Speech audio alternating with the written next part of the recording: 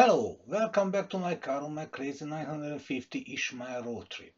The first part of the episode number 4 of the Scott T. the Rocker Engineer channel finished at the point when I consumed 10% charge since the recharging session and I wasn't sure whether I make it to the hotel. Now I'm needing to consume 30% since the charging. Let's see what the situation looks now. As I said in the first part, this is my first recording in the car, not quite sure what the video quality will be, but I will use it anyway, and if it is bad, I will change some setting for future shooting. As I told in episode 3, during the first 2 years and more than 36,000 miles, I use this car for family journeys and almost never use public chargers, so I don't have pretty much any experience on that, how the car behave after half an hour fast charger. The percentage has just dropped to 57, so 30% consumed, and the trip mileage is, in the left column says I drove 74.8 miles, so my 10% consumption average is just below 25 miles. It is much better compared to the previous reading. When I set off from the charger, I heard some humming, probably generated by the battery cooling system, so I guess that resulted in additional consumption, which brought down the mileage driven with the first 10% figure. I have only 110 miles to go to the hotel, so yes, I will make it without any other charging stop. Now I'm close to the hotel and I just wanted to show you how such a nice area it is here. This is the road which lead from the motorway to Wigan, and I really like these small roads with a lot of trees all around, a lot of green stuffs, and I just wanted to share with you this view. Right, I arrived with 15% state of charge and now I plug it in and go and have a drink. I guess after almost 420 miles driven in a day, I deserve it. This is the third morning of this trip.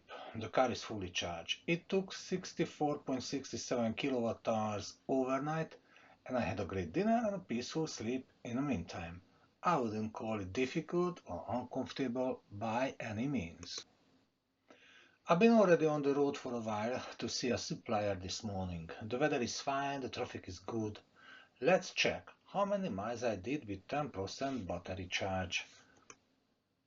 As you could see, the percentage has just dropped to 90%. The trip computer shows 23.8 miles driven. This time at the right column again, which automatically reset itself after I think 4 hours without driving. According to this, my full charge range is supposed to be 238 miles if my average will stay the same all the way long. Finally on the motorway again. I had some B-road and city driving. Now finally I can progress. Oh, what? What is this? 50 miles an hour speed limit. For what? We've got this nice 3-lane motorway. Oh yeah, there is some work on the hard shoulder, I guess. Yeah. And the sat-nav says there is a queue, but I don't see any. I have no clue where's the queue. Oh yeah, now I kinda can see the end of the queue. I guess this is the same roadwork which has been progressing for years now. I think I've been queuing here a couple of times before. Now, yeah, I think, I don't know how about you guys, but each and every time when I pick a lane, that will be the slowest. It doesn't matter which one I pick. Now I pick this one and see what's gonna happen. Anyway, the road work doesn't visible yet, but we're gonna stop soon and let's check what mileage we get stand still. Okay, we almost stopped. As you can see, the Odo is 39,176. I'm at 71% state of charge, and I guess to go down to 70%, it's gonna take a while with this progress. Now I'm almost there at the lane closure. Let's see who's gonna let me in. Yeah, okay, thank you. Great. Obviously, I can't see anybody working here at this sudden moment. Obviously, in the meantime, I was thinking that my son was right the other day. He said that actually the queues are there because the speed limit. What does it mean? He said if you have the capacity of the road, saying you close one lane out of two, you should increase the speed limit to double the original one, so the same amount of car could pass through in the same amount of time. Now, so we are well in the road closure now, and it seems nobody really working here. I don't see any work happening here, that's for sure. Okay, my battery percentage just dropped to 70%. Let's see, it says I drove 89.9 miles this morning. Actually, with this average, my range would be almost 300 miles. Yes, I had B roads and cities and other road closure. Those are helpful for the range, obviously. I still cannot see anybody to work.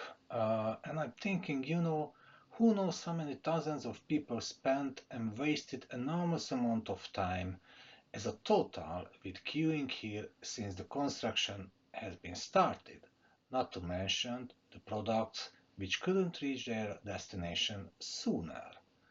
I'm not an economy professional, as you know, if you saw my first episode, but I'm sure those millions of wasted hours around the country because of those ages-long roadworks has negative impact on the economic output, and the slower transport makes the velocity of the money or turnover rate lower as well. Now I can see here some activity. Yeah, probably 500 yards long working area, and then probably nothing else. I mean, really. So I guess if this roadwork could be finished sooner, that would have a good impact on the country economical performance as well. And I'm just curious, and I'm waiting now to see where the roadwork will end and what will be the odometer reading, so I will see how many miles I was queuing and suffering here for those 500 yard long working area. But it seems endless. But there's nobody here anymore. But it's still going on. Still one lane is closed. Obviously, the other direction people are queuing as well. For sure, this is the same for them as well, right?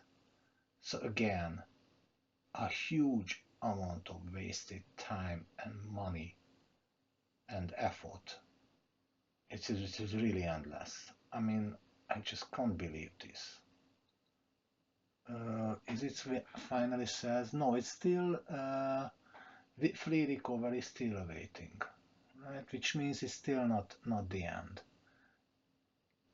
Maybe now, maybe here. Come on, this is really not fun. You see, I don't think. Oh, here's the end. Here's the end. Let's see what the odometer says. 39,180 the odometer says, so it was 4 miles long. Great. Finally, I'm approaching my lunch place. I had another road closure, pain and suffering anyway. So, from the charger, I have another 85 miles to go. I think I will arrive with 29% state of charge to the charger. Considering my consumption so far, that 85 miles from here should take around 30% charge. So if I'm aiming to arrive at home around with 10%, I need to leave from the charger with 40% battery at least. That should take 4 or 5 minutes to top up really, which won't be enough to finish my lunch for sure. I could limit the charge to 40% and come back once I finish, but it sounds a bit antisocial to occupy the charger for half an hour or so without charging, right? I think I will stay for that 4 or 5 minutes at the charger and move the car when I have enough charge before I have my lunch. The total distance I covered during this trip is already close to 900 miles, so I should have splashed some diesel into my red gorges as well. So yeah, let's see what the charger situation look like. Okay, so yeah, there are a lot of charger, and I pick one, and then we're gonna be all right.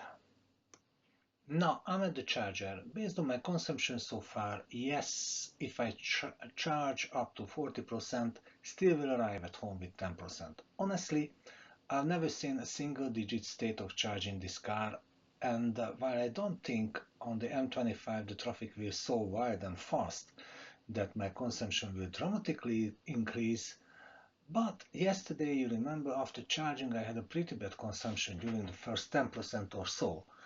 So, to be on the safe side, I will fill up to 45%, yeah, probably another 2 minutes, right?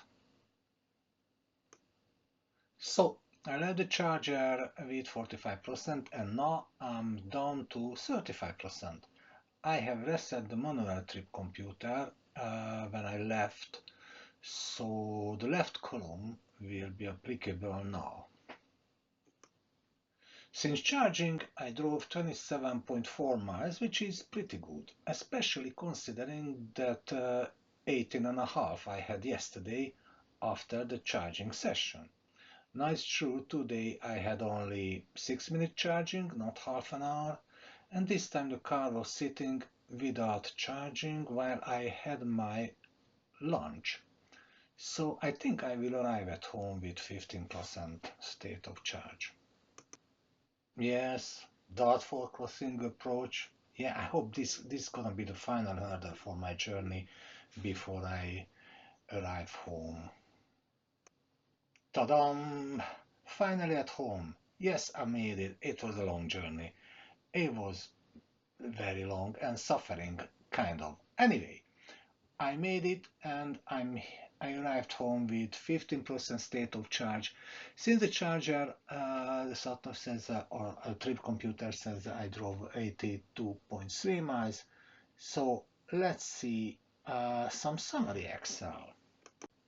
So I left home with 38,435 on the clock, fully charged.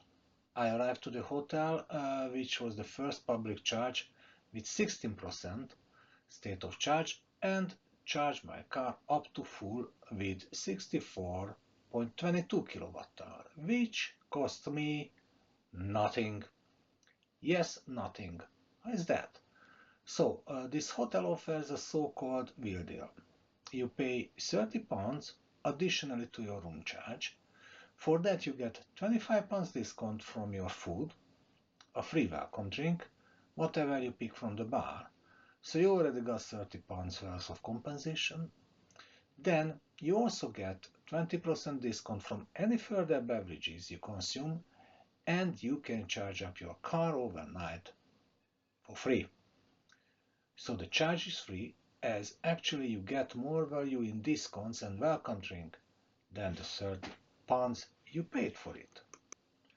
I arrived at the second public charger with 14% state of charge, and while I had my meal, the car charged up to 87% with 52.96 kilowatt-hour, and I paid £36.3 for it. The third public charging was the same hotel for free again. And there was another public charging, the last one from 29 to 45%, with 12.3 kilowatt hour at a cost of 8.28. After the total 946 miles, I arrived home with 15% state of charge, which is 5% more than I wanted, which is a waste. Why? I come back to it a little bit later. At home, I charge up my car with 69.62. Bear in mind this amount is calculated because I have only 7 hours cheap night tariff, which isn't long enough to fully recharge my car in one go. And also, I used my car right after I arrived for other reasons as well. Now you can see the equation I used to calculate this charging.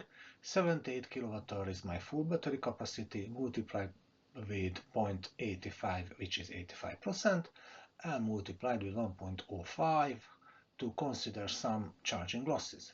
It is overestimated, by the way, if you compare the same 15 to 100% charge at the public charging number 3, but I don't want anybody blaming me to be biased against ICE cars.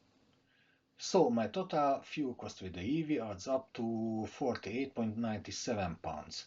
948 miles journey with a diesel would cost, according to HMRC advisory fuel rate of 13p per miles, would be 122.98, so I was better off with an EV and saved 74.01 pounds compared to a diesel. This was my second company journey with the Polestar. The first one, the Welsh tour, was 445 miles long. I used public charger, charging from 10 to 93%. Well overtried as I arrived home with 27% state of charge, but again, I couldn't finish my lunch and toilet break sooner. And this is huge. Arriving home with 27% instead of 10% means 17% charging was unnecessary. Public charger expensive. The unit price at that one was 12 times of my home EV unit price. Practically, for the price I've paid for that 17%, I could charge up my car from 0 to 100% more than twice and drive some 600 miles. Even though I ended up with a total journey cost of 44.51 pounds, still 13.34 pounds, I was better off than with a diesel. As a summary, my first two company journeys added up to 1391 miles, and the total EV charging cost was 93.48 pounds, as opposed to a diesel cost of 180.83 pounds. So I saved almost the half. Wow, you didn't see it coming, did you? You might shouting, cheating, cheating, because of the free EV charge at the hotel. It was just a lucky coincidence that I didn't need to drive even a single more yard and I would stay over somewhere anyway. I did this journey with my Red Gorgeous a few times before, but I never found a hotel which would fill up an ice car overnight for free. You bet I would have stayed there on those occasions, and I would consider that in the calculation today as well.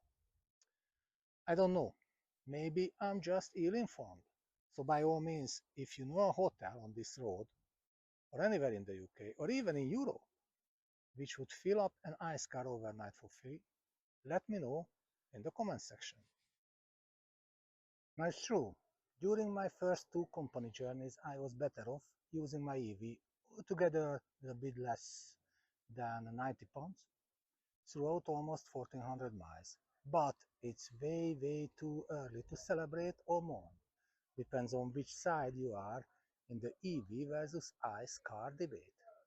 Remember, the cold weather is coming, which they say causes a collapse of the EV range. In next week episode, I will take my EV for another long, some 580 miles road trip. I hope you will join me to watch, with your fingers crossed, to see what will be the result that time. In the meantime, check out my first episode if you haven't done yet, or of course, any others which you missed. I hope to see you next week. Until then, have a great time.